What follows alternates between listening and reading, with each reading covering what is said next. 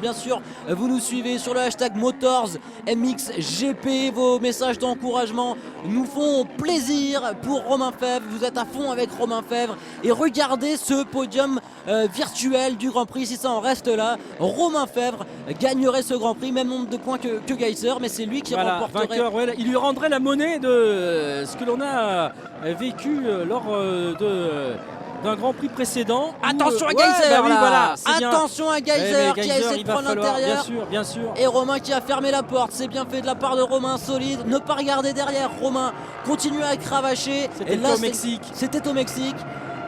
Et c'est là où Romain est fort. Allez, dans cette partie-là, où ils peuvent faire la différence. Et là, Geiser, il s'est rapproché dangereusement de Romain Febvre. Ne pas se mettre en travers, Romain, c'est bien fait.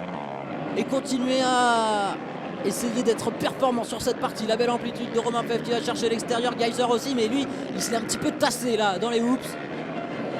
Et regardez là, Romain. On retrouve un petit peu la physionomie de la première manche, à savoir qu'ils n'ont pas la même performance de moto et les mêmes possibilités de saut.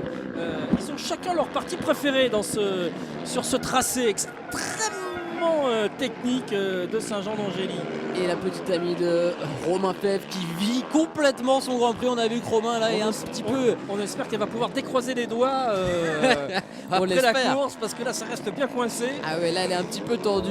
Et c'est vrai que Romain est resté un petit peu bloqué là dans cet enchaînement technique. Comme tu le disais, Patrick, c'est là où il avait du mal lors de la première manche, alors que Geiser s'est montré lui très performant. Et une nouvelle fois dans les parties rapides, là Romain ça fait le yo-yo, a refait l'écart. C'est vraiment voilà, ça. Ça fait le yo-yo.